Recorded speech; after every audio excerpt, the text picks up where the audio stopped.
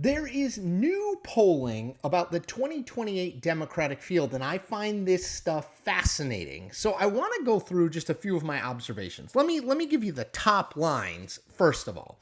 This is by Echelon Insights, which is a Republican firm, but very reliable, really good, smart people running it. Okay, so this poll was done, earlier this month. Here's the top five. Kamala Harris, 26%. Pete Buttigieg, 11%. Gavin Newsom, 10%. Cory Booker, 7%. Alexandria Ocasio-Cortez, 6%. No one else is above 5% in the poll, though lots of other people are included in the poll. Okay, so what do I make of this? Well, first big observation, and this is the most important thing, is it's 2025. Okay, and while I love polling at all sorts, especially 2028 polling, it is 2025. So I think what you're seeing here, and what you'll continue to see probably through the midterms, is 2028 polling is largely going to be reflective of name ID. And what I mean by that is, this isn't really a reflection, I don't think, of who Democrats are going to vote for in 2028. It's more, who have they heard of, okay? Really, in truth. So I think given that, it's not terribly surprising that Kamala Harris is in first at 26%. She was the vice president for 4 years. She was the presidential nominee, right? She's the best known or closer, closest thing we have to a Democratic leader at the moment. Okay, so that makes some sense, right? 26. But here's what's interesting. Echelon Insights also did a poll in May, and they compared May to July. Here's something interesting about Harris. She was at 26 in this poll. She was at 32 in the poll in May. What that tells me is Kamala Harris is probably a little bit of a declining stock. Okay, she is well known, but again, that doesn't mean people are going to vote for her. It means that she's well known, right? It's a different thing. So I think she's going to continue to fade a bit as this goes along. So who else is sort of moving up or down versus May? Well, the biggest mover is Gavin Newsom. So Newsom was at the governor of California. Newsom was at 5% when they did this in May. He's now at 10%. Now, why? Remember the point I made earlier. This is really about which names do you recognize, not who are you going to support. And who has been in the news a ton since May? Gavin Newsom, right? Because Donald Trump calling up the California National Guard to deal with the protests in Los Angeles. Newsom pushing back on that. Newsom's profile has just gone through the roof with that stuff. That was a giant national story for at least a week, and Newsom was sitting at the center of it. So I think it makes sense that he's bumped up. Just a couple other sort of little more random observations.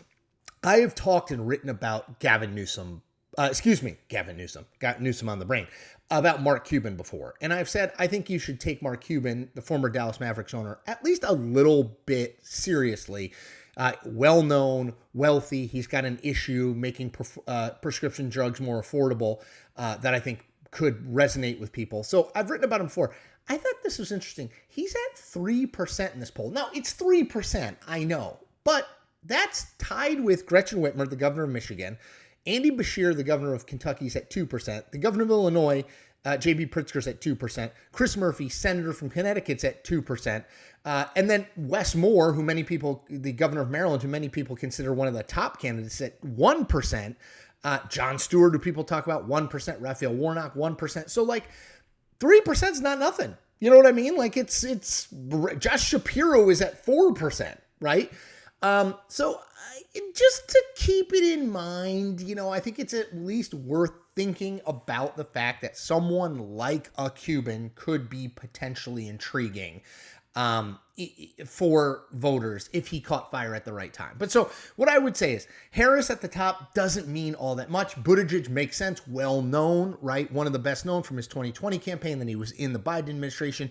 Newsom's the real big riser here, and that's the one I think is to keep an eye on. I've moved him up in my rankings. I think he's had a very good first 6 months of 2025 as it relates to 2028. And then the only other one that I want to mention, because I've obviously talked a lot about her, is AOC. So she's at 6%. She's just kind of, I would say, laying in wait.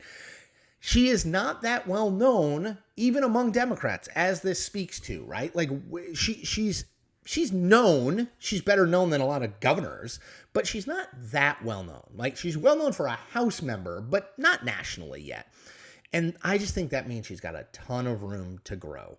I think there's a big chunk of Democratic primary voters who are looking for someone younger, someone who is a little bit more liberal, someone who's more of a fighter. She fits that. So I think she's not in that front pack right now in terms of polling, but I would say is right behind it, which is kind of where she wants to be. Because when you're in the front, sometimes you're the one who gets attacked the most. You don't really want to be there, at least to start. Anyway, that's my breakdown of the latest 2028 polling. I will always be on top of this stuff.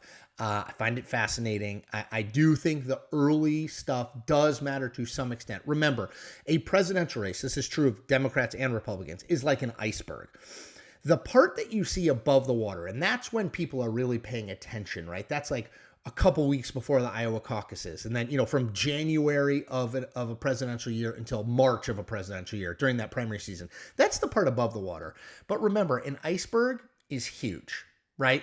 And all of it is, the vast majority of its bulk is under the water. That's how you should think about a presidential primary. What's going on now is the stuff under the water. But the stuff under the water matters too, even if you don't always see it above the sea line. All right, everybody, take good care. Be well.